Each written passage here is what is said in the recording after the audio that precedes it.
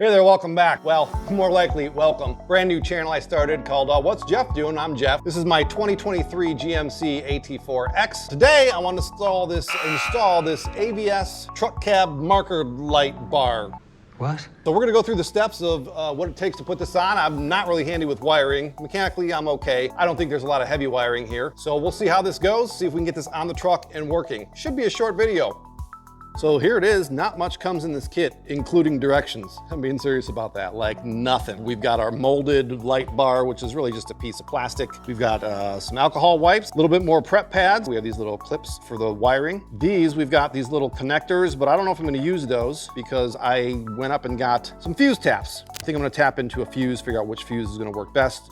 And then the light bar itself, right here, I assume for some reason this is gonna be solid piece. It is not. It's very flexible, clear plastic. I'm a little worried if this is gonna cloud over, dry out, crack over time. Also getting it installed in here, I'm gonna have to be real steady to make sure it's straight. One other piece that is outside. This has been baking in the sun. Oh, that looks better already. This was pretty coiled up. This runs down the windshield right next to the A-pillar. Alrighty, we're gonna do a little bit of prep here. Not much. Just gonna clean this to make sure there's no dirt and grease. Just nice and clean, I think is gonna fit the bill for what we're doing. Okay, so hold on. After 30 years of tinkering on cars and doing projects, I thought maybe it's a good idea to get into this fuse box, get our fuse tap, get our light, put everything together, make sure this thing works. That way we're confident that when we get to this point, we're A-okay, because we're gonna stick something to the truck. We're gonna run a wire down by the windshield and A-pillar, probably have to like fish wiring through that sheathing, get in the engine bay, stick things here, you know, all that. So I don't wanna do all that and get to here and then be baffled and stuck. This fuse panel box pops right off, pops right off, pops right off, and it is labeled. This is our fuse panel, the inside. I'll move it. I don't know if the light's flashing off of it, but in my case, parking lights, it's 28. 28 is going to be right here. The diagram out here is very easy to read. That looks like it's a 15 amp fuse. I think that's the way to go here. We don't want them to the daytime running lights. That makes no sense. We want them on at night. And then when I click my key fob to unlock it, those will flash on. The bar will flash on even during the day. So that's pretty cool. So I think what we're gonna do is take this, and I'm gonna explain this fuse tap here. I'm gonna remove this fuse, take my fuse tap, and again, micro, mini, I always get them confused, but these are not standard fuses. These are either micro or mini. Either way, you've got two places here for two fuses. First, what I'm gonna do is put the 15 amp fuse that came out of the fuse panel into one of these slots. That's gonna have continuity, I guess. Again, I don't know what I'm talking about here, but that's gonna basically, fuses here instead of there, right? Obviously, we're adding an accessory, we're adding a light, so that's gonna want its own circuit. So we're gonna put another 15 amp fuse in here. And those fit just snug. Again, I bought GM fuses, different sizes, and that was in there. So now I've got this thing. I can plug this into where my original 15 amp fuse was for the parking lights. And depending on how your setup is, you can run it, you know, down, up, left, right. You want to make sure there is space for those fuses. Now what I want to do, set this aside. I've got my ends for my light bar. Again, simple. We've got black, we've got red. One's the ground. So for now, I'm just going to use this bolt here. What do we have? 13 millimeter. I'm going to loosen this bolt here. Just a little support bracket so I can get this wire under here. Not using a lot of pressure. I just want this to be snug. So we have a ground, nice and easy. And then I've got my light set up here. You should be able to see it in frame. There's 3 lights there, one at the end. Hopefully it's bright enough to see. And all I'm gonna do is now take my red to the red. I'm gonna put that in there. Hopefully it's gonna make enough contact. I'm not going to crimp it yet. I'm gonna put a little bend pressure in there. Now I've got my key fob and I'm going to open the truck. When I open the truck, I know that there's 3 clicks. I think the daytime clicks on for a second. Then these parking lights should click on. This light should click on with them. So here we go, 1, 2, 3. And there we go, lights up. I love it. So we're gonna crimp this, clean it up, get it installed, put the lid back on. Oh no, we're not gonna do that. No, because I've got to fish this wire through that weather strip. Okay, so since our light test went flawless, we're due for a little modification, a little hiccup.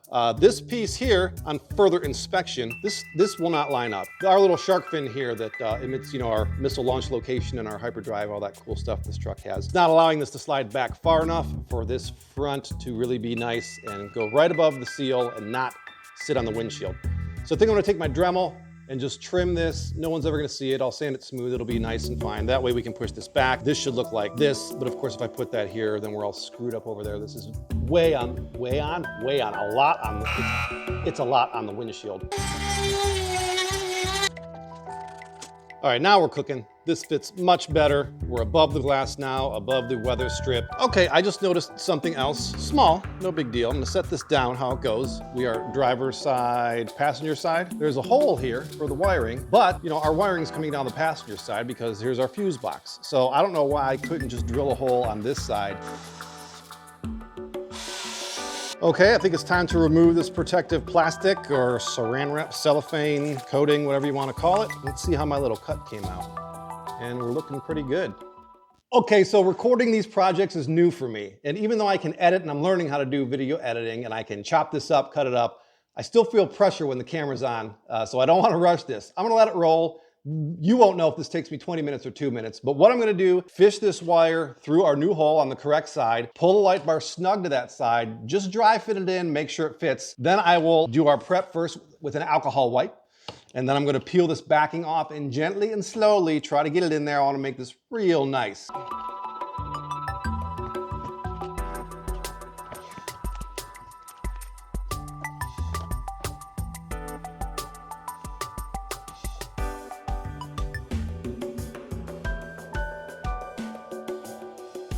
All right, so we got that light installed in there. We fished the wire through. That light is nice and even all the way across. So far, so good. Then I grab my handy dandy squeegee. I don't do a lot of vinyl wrap, but I do some stripes and some graphics here and there, small things. And I use this to push down the wire all the way down next to the window. Barely see it. And then here we just popped this trim piece off. We've got our wire that goes down there, coming around into the engine bay. And I chose to come down right through here, behind this little foam gasket here. And there's a little cleat on the bottom of this, actually. You can pick it up. I fished it through here. Then it comes down very nice to the battery here. Can run right along here. Our fuse box is right here. So it's pretty tidy, and I can actually use this bolt instead of this bolt for the ground. Reinstall our major accessory. Well, I suppose I should talk about this piece for a minute. This has been out and this was in the beginning of the video. You know, this I'm assuming is for the wires coming out of this light bar should go through this. Then this has 3M sticky tape on the back and you can stick this to the windshield or probably to the A-pillar here, the side of it. These wires though, they're not seeing any friction. It's never gonna come in contact with anything that's going to pierce it. It's not carrying any heat or load. And actually with that squeegee, it fits right down in the seal nicely between the windshield and the A-pillar. You can't see it. But what I am gonna do, I'm gonna use this, peel it and stick it, whatever looks the best, the cleanest, either to the side of the A-pillar or on the corner of the windshield, cut it to size. That way it's got some protection over those wires. And also, if I ever need to remove this, pull those wires out to run more accessories, I'm not having to pull these out and try to fish more wires through. So I think it's gonna work exactly the same as what they probably intended, but I don't think there's a difference at all. Maybe I'm wrong, not an electrical guy, but that's what I'm gonna do. I don't know if you noticed, but I just noticed that I never stuck this on. I'm so concerned with the wiring, getting it tidy, thinking I'm finished. No. So I'm gonna remove these strips, do a little bit of prep. Oh, and by the way, sorry about this if it's distracting, but if I actually loop that over there to be out of the way, I'm gonna forget. And when I close this door, this rope's gonna get caught in my gearing up there. So I know me, that's what's gonna happen.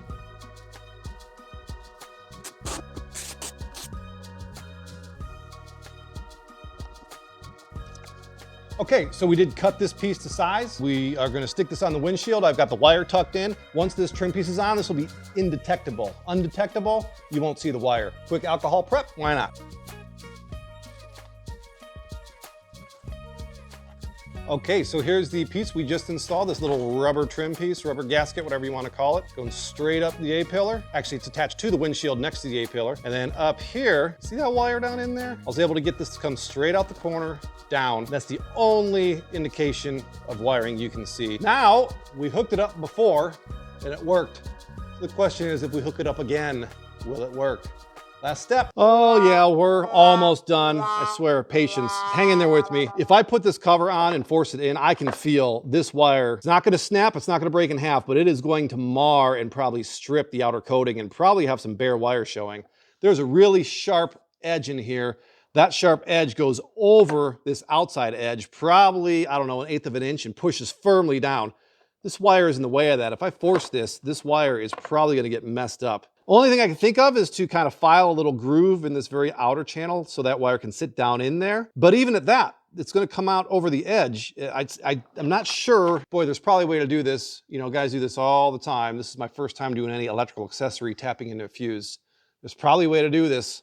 I don't know. Well, I can't believe I'm doing this, but yep. I mean, it's my truck. I want accessories. I'm modifying things. You know, we had some clearance issues with the spacers on the mud flaps. We cut into that, so I can feel someone's cringing out there. There's a better way to do this. I'm sure of it. Anyway, I'm just gonna take this little stone tool. Got about the profile I like, the shape I like. I'm just gonna do a little bit of a relief in here so this wire can sit in there, and I'll sand it smooth so that doesn't cut the wire. So here we go.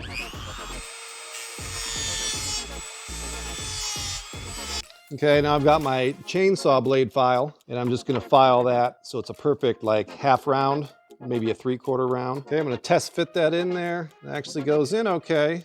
And now I'm gonna do a little bit of light grit sandpaper. This is like 320. I don't want any sharp edges on that plastic. So now we've got a smooth OEM little wire channel, wire relief, wire holder housing. Wire holding housing? Sure. Light bar wire holding housing. We just built it. All right, so that wire is in there, in that little channel. Here's our box lid. Now that's sliding down the side. Boy, that's still got a good pinch to it. Won't lock down. Yeah, that won't lock down. And of course, the back's stuck again. There we go. Okay. Well, let's take a look at our wire. I don't know here. It's no good. Well, last thing I expected was to be struggling with this, but we just notched the inside of the box to match this notch here. Put it on. It's a little tight. I think the wire is okay now. It's assuming the shape of this, but I don't see any bare wire in there. It doesn't look like it's flattened. It's still roundish. I think we're okay. Let's hook it up, see what happens. Okay, moving on. I'm over it. I think we're okay. I mean, this wire's seen better days. It got a little beat up from the feed up. What I'm gonna do is just hook this up. Simple. We've got our ground here. We're using this bolt. I'm gonna wrap it clockwise around this bolt, so when I tighten it, it won't come undone. So as I tighten, it'll want to continue to wrap that the same direction, not over tightening, just nice and snug. And then here we are. We've got our positive that's going to go right into here and fish that right in the center of this. Push it in as far as it'll go. And then we're going to crimp this down. I thought this was a crimping tool. It's not. It's a cutting tool. Motherfucker. So that wasn't crimping at the end of that wire stripper. That was a blade. So luckily we didn't cut the wire, I don't think. Let's check it. Nope, we didn't cut the wire. We just cut the rubber a little bit. So let's redo this. Okay, now we can crush this down. There we go. No, we didn't. No, we didn't. Of course not. Why would we have? Good God, that better be friggin' tight. Holy shit. So my battery ran out, but yes, I crimped this with a non-crimping tool. It's fine, actually. I just did this as an extra precaution, a little electrical tape. Also a little electrical tape there where the fuse box goes down. Okay, so our cover's on, and this runs really clean and nice, and our new wire runs right into this little foam piece. We're actually pretty tidy. Let's close her up. All these tools to put the fuse box cover back on. All right, moment of truth in 3, 2, there it is. I love it. Oh, that's cool. Look at them. Symmetrical, even, they're not wavy and weird. They pop on when you unlock the truck. Parking lights are on here. Those will be on at nighttime. And yeah, I like it. Super cool.